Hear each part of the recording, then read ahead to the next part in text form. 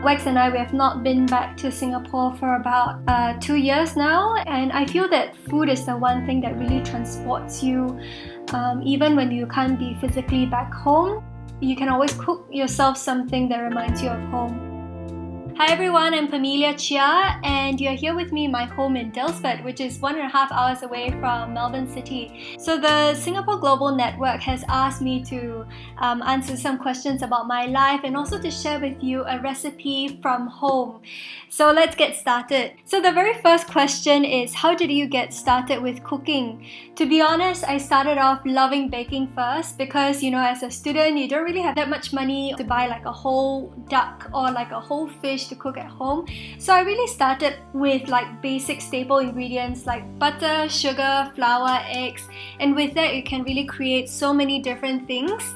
And I only transitioned to cooking because I realized that my family didn't really like the baked goods that I was making because it was too sweet. So I started cooking gradually, and I realized that cooking was really a powerful way for me to connect with my family members. How did you fall in love with Singaporean cuisine and ingredients?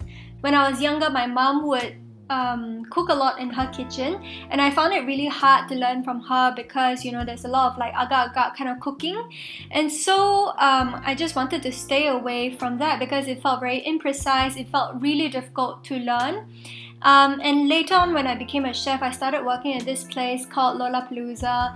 At the time, my head chef, he was a very devout Buddhist, and so he would spend a lot of his time going on religious retreats in different countries like Chiang Mai, like Indonesia, and when he came back, he cooked like all kinds of amazing dishes, and it really expanded my mind on what Asian food was and what Asian ingredients could do. So I started working at Candlenut, and that was where I realized that Singaporean food is so laborious and that there is so much craft behind it. At the same time, my husband Wax started working in agriculture, and so he started growing a lot of local vegetables like roselle, like moringa, and I was like, I've never ever seen these ingredients at all in the supermarket, and the only place where you could find that was the wet markets. And so I started going back to the wet markets to kind of learn about these ingredients, and that was how Wet Market to Table was born. How has the move to Australia been?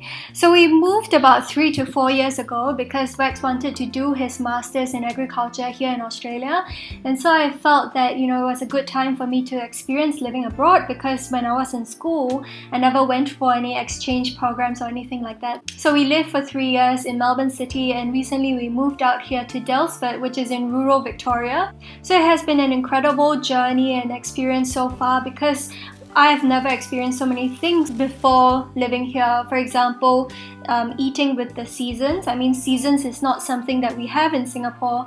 And also the proximity that you have to local producers and that connection to food that we experience here. I mean, it's really like a chef's dream or like a foodie's dream to be knowing where your food comes from, how it's grown, and to get access to such amazing produce. But definitely it wasn't all roses because I do feel homesick sometimes, and I used to grapple with it so much. There are not many Singaporean eateries here that have the same taste of home, and so that led me to a journey of cooking a lot, learning from my mom, learning from my mother-in-law how to make things that I've never even thought of making before. And so I make constant trips to the Asian grocer now to get Asian ingredients, and I stockpile them in my freezer just to make sure that I always have enough. I feel like living abroad gives you a newfound appreciation for what we have in Singapore, which is like abundant, affordable, well-cooked kind of food, So why start Singapore Noodles? So last year when COVID hit Australia, my hours as a chef was reduced and I started having a lot more free time. So I had always wanted to do something with Singaporean food to document it and to share it, and I felt like there was no better time than at that point. If I wasn't gonna do it, then I was never gonna do it. And so, I created Singapore Noodles as an online food repository. So it comprises recipes of traditional dishes, video tutorials on how to make certain things, as well as podcast conversations that I have with people whom I truly find are inspiring and are shaping our food culture in meaningful ways. What is seasonings? So Seasonings is a food publication that is focused on Singapore's festivals that I started under Singapore Noodles in collaboration with a local artist, Hafi. I really believe that good design is so crucial in getting our young Singaporeans interested in our cuisine, which they might find very old school or very traditional. And to me, festival food is very, very interesting because it's often the most intricate and the most elaborate kind of food. And it's also very symbolic because you only bring them out or start making them at certain points of the year. And the inspiration for that really comes from living in Australia and experiencing the seasons, which was when I realized that in Singapore we also have seasons that guide the way that we eat. For example, during Chinese New Year you have pineapple tarts. We just experienced Dumpling Festival not too long ago. And then we have Deepavali, we have Hari Raya Haji, Hari Raya Puasa, Christmas. We really need to be proud of these festivals, which is so key to our Singaporean identity and such a big part of our heritage. So I feel like working on Singapore Noodles and on seasonings, it really has given me a newfound understanding of what is there to celebrate about being Singaporean. I feel like I became even more Singaporean since living abroad. The last question is, what are you cooking? Now we're in winter and the days are really cold and really short. And so the thing that I actually feel like eating the most is Mee Soto. And for those of you who don't know, it's like a Malay chicken noodle soup dish. Sometimes they have it with pressed rice instead. I feel that the combination of the rempah, the spices, the comforting nature of chicken soup just reminds me of home. So the very first step in making a Mee Soto is preparing a rempah. So a rempah is basically a spice paste and it starts with red onion. So here I have some cut up red onion. I've also used some kitchen scraps. We have some peeled garlic and some peeled and cut ginger that I've bought from the Asian grocer. We also have some galangal. So for those of you who have never seen galangal before, it basically is a harder, pinker version of ginger. So we'll also need some lemongrass. So what I'm doing is I'm actually cutting up the white part of the lemongrass, which has the most flavor. So once we have that, we move on to turmeric. So when you work with turmeric, just be very, very careful because the orange pigment in the root can really stain everything. So you just want to remove the skin with a teaspoon, and then after you peel it, you can cut it into small pieces for your rempah. So now that we have all the ingredients, we're going to put them into a blender. So start with red onion and garlic, which are ingredients that have a lot of moisture in them, so it helps the blender blend smoothly. And then you want to add all of the rest of the ingredients that have more fiber in them. So once everything is in, you can cover the blender and blend it until everything is smooth. So at this stage, if you are having difficulty blending the paste, you can add some water, but not too much. So once in a while, you want to scrape down the sides of the rempah so that it blends properly and evenly. So we also want to add some cashew nuts. If you live in Singapore or if you have access to candlenuts, you can use that. But using cashew nuts produces the very same effect. Now you have a rempah that is ready for frying. Apart from the rempah, we'll also need cinnamon stick, some bay leaves. Now these are Indonesian bay leaves that are different from Western bay leaves. They have a different aroma and they look different as well. But if you can't find the Indonesian bay leaves, you can just use regular bay leaves if you like. We'll also need some cloves, some cardamom, some star anise, and we'll also need a chicken, which is a very important part of this recipe.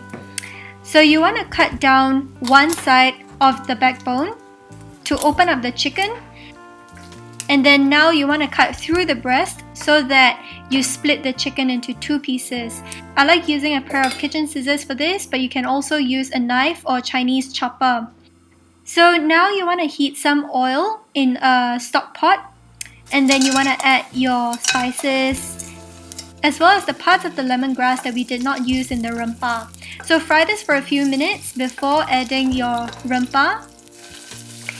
And you just want to stir fry the rempah, making sure that it doesn't burn. And now we're going to add some spices in the form of coriander powder and some cumin powder. And we just want to toast them through for another few minutes. And now we add the 2 halves of the chicken. So this is why we had to cut the chicken open. It reduces the amount of water that you actually need to submerge the chicken.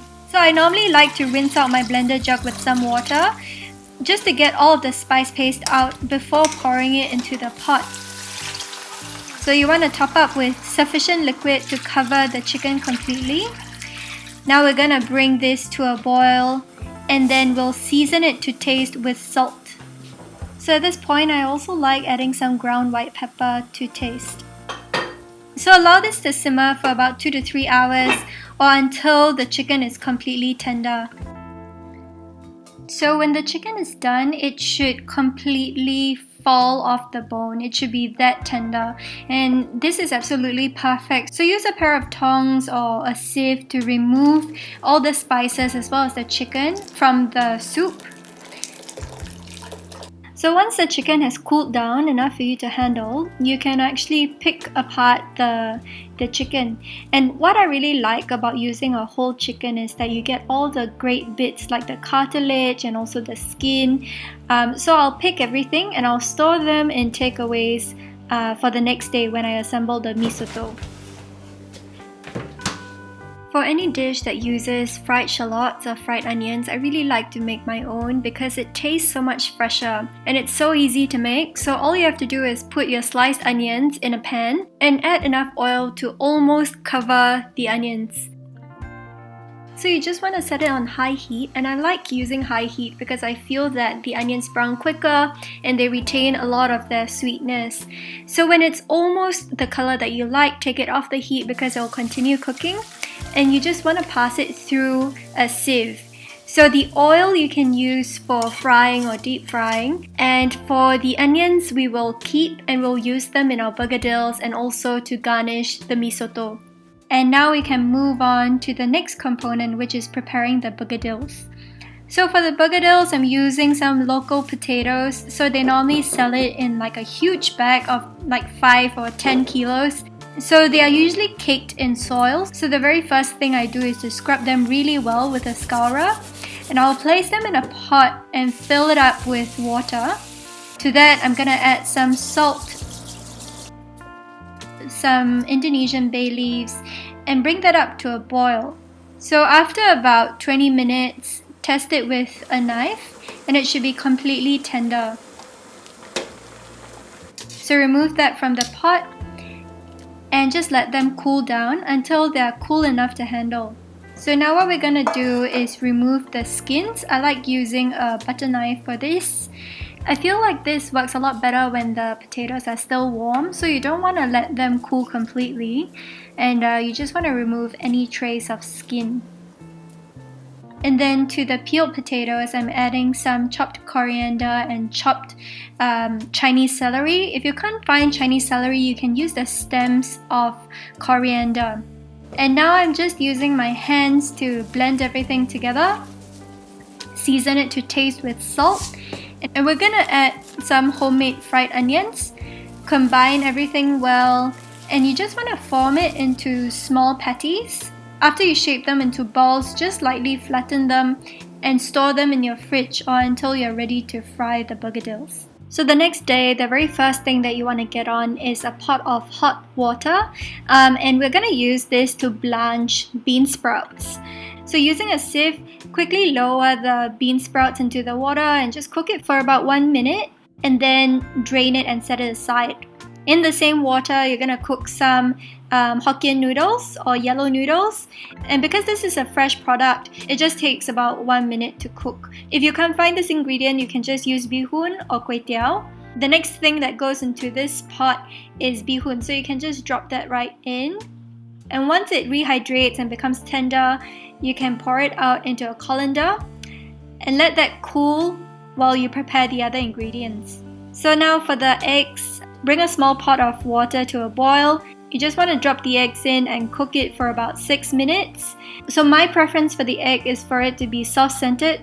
So I've cooked these eggs for about 6 minutes. But if you want a firmer set, just like what you get at hawker centers, you can go longer, like maybe 7 minutes.